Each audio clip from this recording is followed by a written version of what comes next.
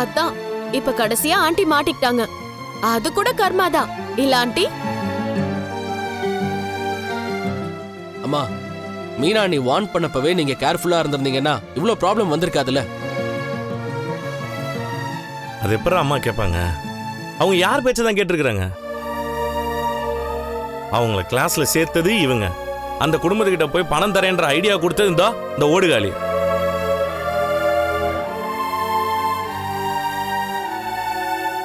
அம்மா கிட்ட நல்ல பேர் எடுக்கிறதுக்காக ஆளுங்களை அனுப்பி விட்டது இந்த பார்லர்மா.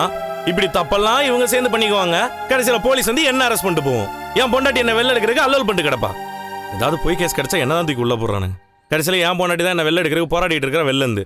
நீங்க எல்லாம் செஞ்ச தப்புக்கு நாங்க எதுக்கு தண்டனை அனுபவிக்கணும்?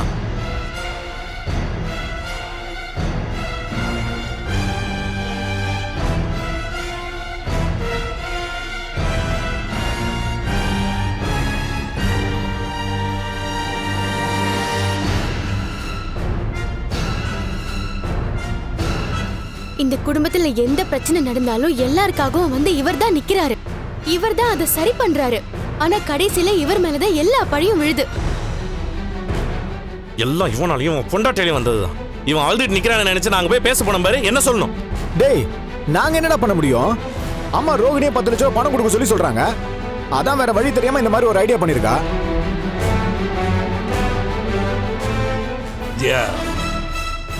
நீ சொல்றதுதான் அடுத்தவங்க கேட்கணும். அடுத்தவங்க சொல்றத நான் கேட்க மாட்டேங்கிற ஒரு தலகணம் இருக்குது பாத்தியா? அதுதான் உன் தலைக்கே கத்தியா வந்து நிக்குது. அந்த தீபன் குடும்பத்திலிருந்து பணம் கேட்டு வந்தது தப்பு தான். உன் மேல தப்பு இல்லாதப்ப பணம் தர முடியாதுன்னு சொல்லி இருக்க வேண்டியதானே? அதை விட்டு நீ என்ன பண்ண?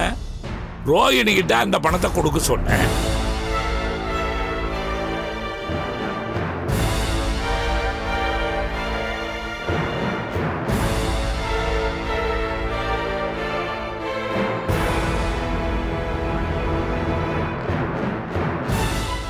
$10 லட்சம் அவ எங்க பாவா? உங்ககிட்ட நல்ல பேர் எடுக்கணுங்கிறதுக்காக அவ இப்படி ஒரு வேலையை பண்ணியிருக்கா. நீ ரோகிணி கிட்ட பணம் கேட்காம விட்டு இருந்தா முத்துவும் மீனாமே இதை சரி பண்ணியிருப்பாங்க. இந்த முழு பிரச்சனைக்கு காரணமே நீதான். நீ மட்டும்தான்.